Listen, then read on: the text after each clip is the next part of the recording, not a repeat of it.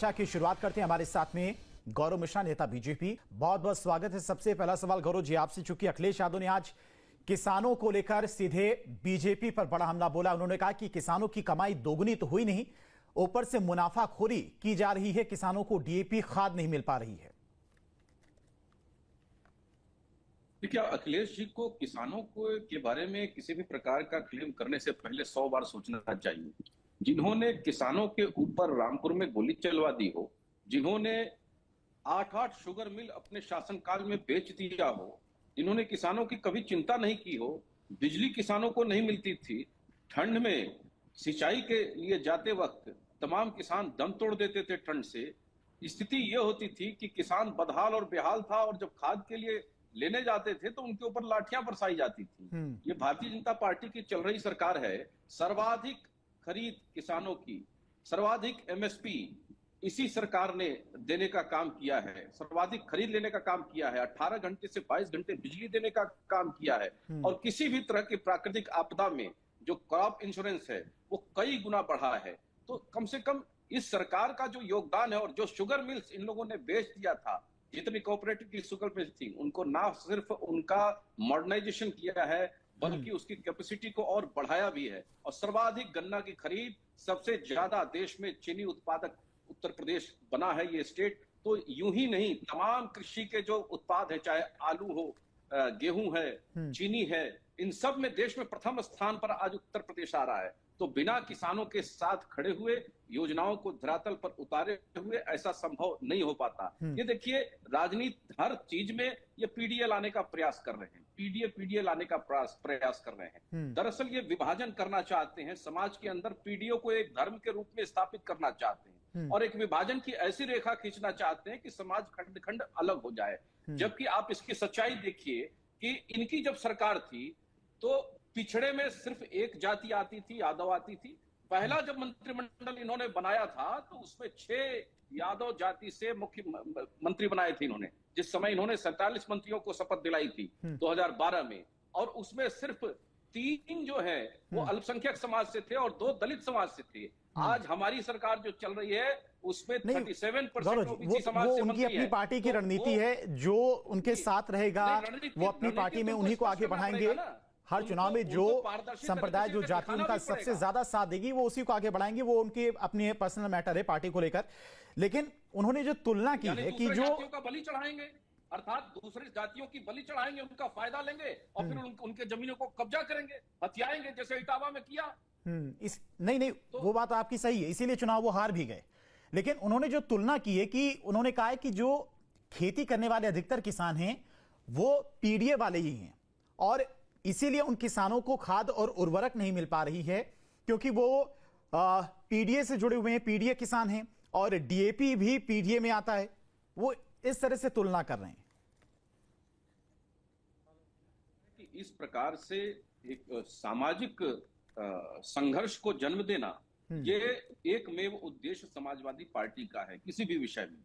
और पहले तो आप देख लीजिए कि इस सरकार में, जब से डबल इंजन की सरकार केंद्र में और उत्तर प्रदेश में बीजेपी की चल रही है, कृषि के क्षेत्र में इतने बड़े बड़े परिवर्तन हुए हैं जिसकी कोई कल्पना नहीं कर सकता। आप सोचिए, बंडई बांध परियोजना, बाढ़ सागर परियोजना, केन बेतवा परियोजना, ये सब वो परियोजनाएं हैं जो 40-40, 50-50 साल से लंबित रही हैं, आज लोकार्पित हो गई हैं। लेकिन गौरव जी, ये तो सच्चाई ना, शुरुआत में किसानों को खाद मिलने में दिक्कत हो रही थी ना, ये तस्वीर आपने भी देखी होगी। नहीं, देखिए, किसी एक जगह कोई समस्या है तो डायरेक्ट मुख्यमंत्री जी उसका मॉनिटरिंग करते हैं, हमारे कृषि मंत्री जी शाही जी उसका मॉनिटरिंग करते हैं, और अधिकारी उसका मॉनिटरिंग करते हैं, उसको तत्काल प्रभाव से सुनिश्चित किया जाता है। और मैं आपको एक और उदाहरण बताता हूं। बुंदेलखंड में सूखा पड़ा था इनके शासनकाल में, 23-23 रुपए का चेक दिया था, 48 किसान आत्महत्या से मर गए थे। इस केवल लोक लज्जा की वजह से, क्योंकि उन्होंने कर्ज लिए थे, छोटे छोटे कर्ज लिए थे और दे नहीं पाए थे, और वो आत्महत्या से मर गए थे। और वो बुंदेलखंड आज पानी से लहलहा रहा है।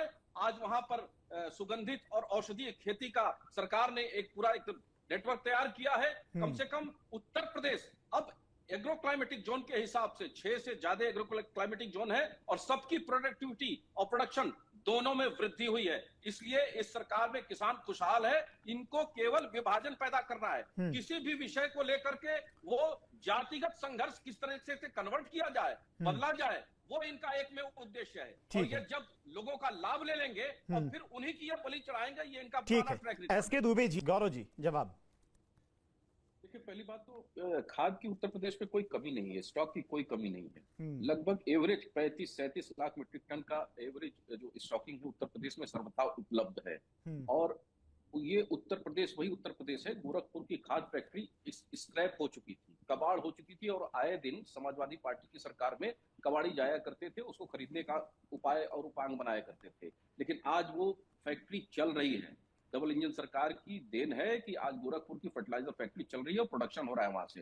तो देखिए, उत्तर प्रदेश में कृषि को लेकर के जितने बड़े रिफॉर्म किए गए हैं वो अकल्पनीय है, जिसकी कोई कल्पना नहीं की जा सकती। उत्तर प्रदेश में चाहे वो चीनी का क्षेत्र हो, चाहे किसानों से खरीद का मामला हो, उनको भुगतान का विषय हो, सिंचाई माइक्रो इरिगेशन की बात हो, क्रॉप इंश्योरेंस की बात हो, सभी क्षेत्रों में किसान कैसे स्ट्रेंथन हो सकता है, मजबूत हो सकता है, उसका चौमुखी विकास किया गया है। ये केवल झूठा नैरेटिव है। आप एक बात बताइए, आप कह रहे हैं समाजवादी पार्टी के मुखिया कि पीडीए खेती करता है, क्या सिर्फ पीडीए के ही लोग खेती करते हैं? अन्य जाति के, अन्य धर्म, अन्य मजहब के लोग नहीं करते हैं क्या उत्तर प्रदेश में खेती? और यदि वो करते हैं, अगर क्राइसिस है तो क्या उनके लिए क्राइसिस नहीं है? उनके लिए क्राइसिस है तो भी वो मरे, उनके लिए आवाज नहीं उठाएंगे।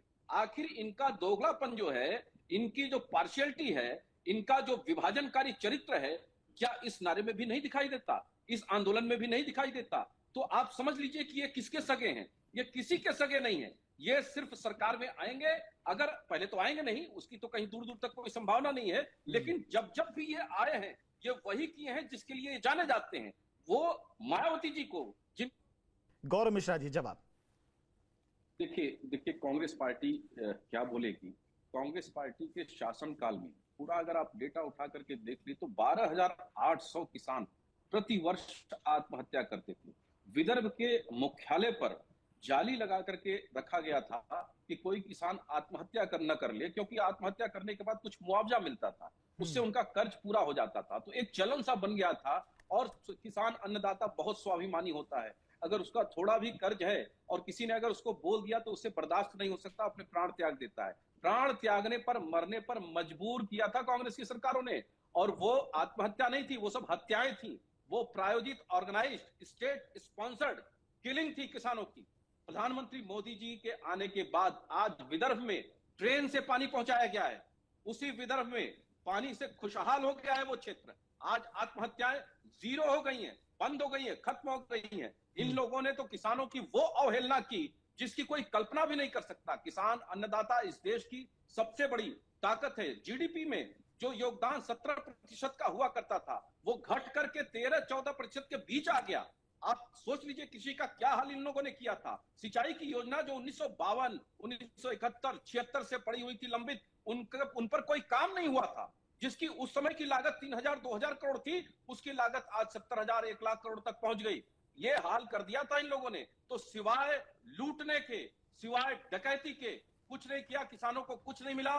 डीजल से सिंचाई करने पर मजबूर थे किसान, बिजली मिलती नहीं थी, कटिया डाल करके भी नहीं चला सकते थे। स्थिति यह थी कि एनटीपीसी बिजली के उत्पादन केंद्र भी घाटे में चलते थे, किसान भी घाटे में चलता था, लेकिन इनका सफाई जगमगाता था। इनके वो चुनिंदा शहर जो वोट बैंक की राजनीति से मुफीद थे, सुटेबिलिटी के आधार पर बिजली दी जाती थी। लेकिन भारतीय जनता पार्टी ठीक है गौरव जी, समय कम है। इकबाल जी लास्ट कमेंट, उसके बाद एसके जी आपके पचड़ी। गौरव जी लास्ट कमेंट कर दीजिए, उसके बाद खत्म करते हैं। अभी इकबाल भाई कह रहे थे कि कर्ज माफ किया था उनकी सरकार ने। इनको तो पता भी नहीं होगा कि कितना आंकड़ा कर्ज का रहा होगा। 66,000 करोड़ की घोषणा की थी, 50,000 करोड़ का कर्ज माफी किया था, वो भी घोटाला हुआ था। मेरी सरकार आई तब पता चला कि कितना बड़ा ये घोटाला था। ऐसे फेक किसानों का कर्ज माफ किया गया था जिनका एग्जिस्टेंस ही नहीं था, जो जमीन पर मौजूद ही नहीं थे।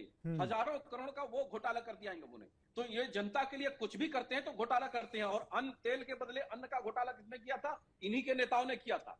खाड़ी से तेल के बदले अन्न का घोटाला इन्हीं की सरकार ने किया था। डिफेंस का घोटाला इन्हीं की सरकार ने किया था। तो घोटालों के लिए जो सरकार चलाया रहा हो इस देश में 7 दशक तक सरकारें, उसी में जो लिप्त रही हूं, आप समझ सकते हो क्या किसान का भला करेंगे। ये लोग सिर्फ मिथ्या, और यही वजह है कि जनता इनको आने नहीं देती है। इनकी सच्चाई, इनकी परत दर परत जनता जानती है, इसलिए इनके बातों पर विश्वास और भरोसा नहीं करती। भारतीय जनता पार्टी जो कहती है वो करके दिखाती है, और प्रधानमंत्री मोदी जी की विश्वसनीयता आज पूरे विश्व में